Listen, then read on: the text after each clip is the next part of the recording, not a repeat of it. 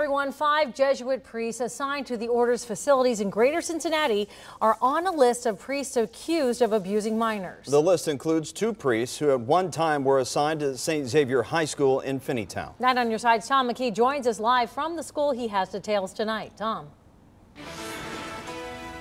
Well, that list was released late this afternoon by the Midwest Jesuit province and contains the name of priests, only contains the names of priests whose allegations against them of abuse were proved to be credible, and they all happened in the 1960s.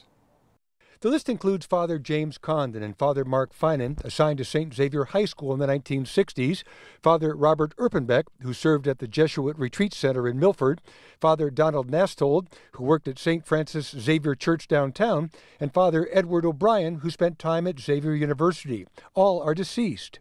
St. Xavier President Tim Riley says release of the list helps students be empowered not to become victims going forward. We can do all we want as a school, as a society, to train all the adults, to require things of adults. I think the other side of that is helping kids know what does grooming look like, what is appropriate behavior of an adult in authority and what's not, and what to do as soon as you might experience that. St. Xavier is offering advice to anyone who feels they've been victimized. Always call the police right away. I mean, it's a legal matter, right? I think you call the police. And I think it's also, we want to be there. They can call us and we can help them find the resources for support. I think it's really important that victims of abuse know that it's not their fault, especially when it's young people. One person well versed in the perils of abuse is attorney Mike Allen. He was the Hamilton County prosecutor in 2003 when Archbishop Daniel Pilarczyk pled no contest to failing to report abuse by priests. The archdiocese was found guilty and fined. And I think the publishing of these lists are a good thing. It could perhaps bring some closure to some of these victims.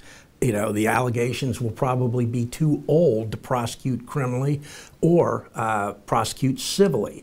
But just publishing the list, I think, will bring some closure to these people.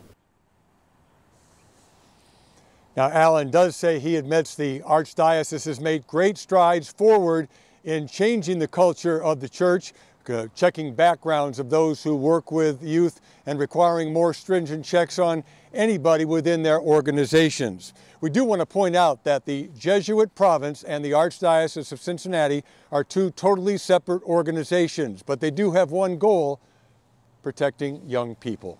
Tom McKee, Night on Your Side, live at St. Xavier High School in Finneytown.